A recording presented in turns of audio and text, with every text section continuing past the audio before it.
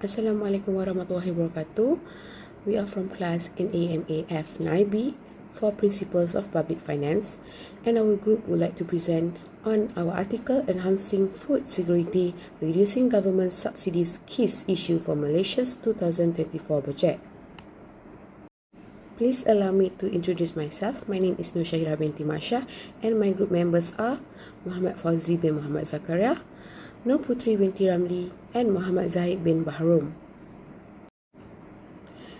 Based on our article selection, it is clearly shown that Malaysia Prime Minister Anwar Ibrahim is facing pressure to address economic problems as he presented the 2024 budget.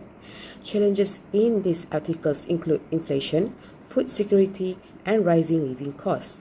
Economists and experts say that our Prime Minister needs to introduce fiscal reforms, including potentially targeted subsidies and new taxes. The government is also looking at ways to improve its finance and boost revenue. Based on the articles, we can see that there are a few numbers of experts that have been giving their opinions toward the Malaysia economy status and actions to be taken by the Prime Minister and the government. For example, Mr. Muhammad Saifuddin Safwan from Kenanga Investment Bank had said that there is a need to manage the cost of living as inflation continues to affect the B40 and even the M40. The Budget 2024 will be the platform for Mr. Anwar Ibrahim, our Prime Minister, to address these critical issues, and significant policy measures have to be put on the table now. Also, according to Asrul Hadi Abdullah Sani from Bower Group Asia, said that Mr. Anwar's priority must be restructuring blanket subsidies in favour of targeted subsidies. And lastly, Mr. Oi E Sun from Singapore, Mr. Oi E Sun, a senior from Singapore Institute of International Affairs, strongly suggests that Malaysia needs to pose more taxes on luxury and expensive goods, and windfall taxes on soaring profits can be enacted to broaden Malaysia's revenue sources. He strongly suggests that the government to take a strict measure and improvements on the taxes implementation towards the citizens of Malaysia. Assalamualaikum. My name is Muhammad Zahid. I will present about the issue of the enhancing food security, reducing government subsidies, key issues for Malaysia's 2024 budget. First issue is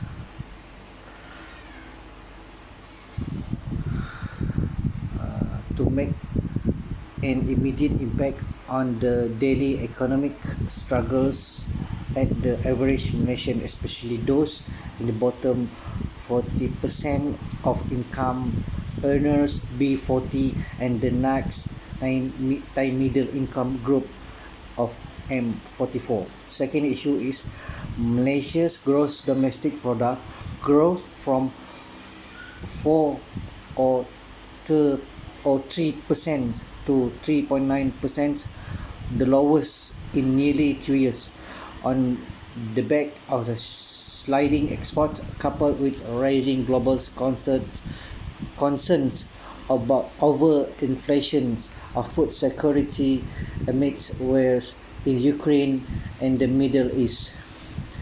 And another issue is, the third issue is how to dish out more aid directly to those who need it most.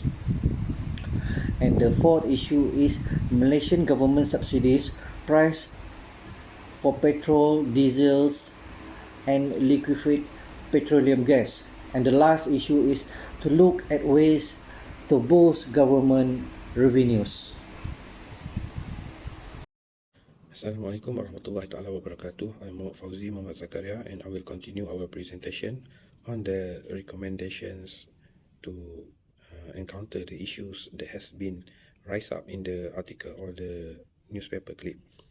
For the first issues, the government has announced the new budget for in 2023, which is this new budget was the highest budget has been announced in the histories of our country, and this budget has been focused on to enhance well-being of the people and to improve the economy for our country.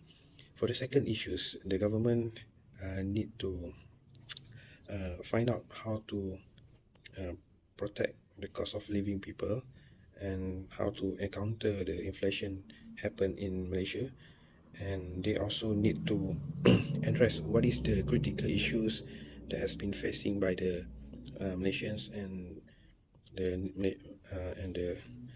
the most important thing, they need to find what is the significant policy that can be implemented in this country to help people from their burden, right? Especially because of the food security issues and the war in Ukraine. For the third issues, government has announced about 8 billion ringgit as a cash assistance to the people B40 and M40, which is the B40 will get up to 3,100 ringgit per every family. And the government also announced about 600 ringgit for the farmers and around 400 million as a e-credit to the people between 18 to 20 years old. And for the next issues is restructuring the subsidies policies in Malaysia, where we can understand that Malaysian government has suffered or been burdened by the highest subsidies on the diesel and petrol. So this restructuring, we can see the government has started their plan to restructuring the subsidies from distributive policy to redistributive policies. Or in other words, the government has trying to implement the targeting subsidies.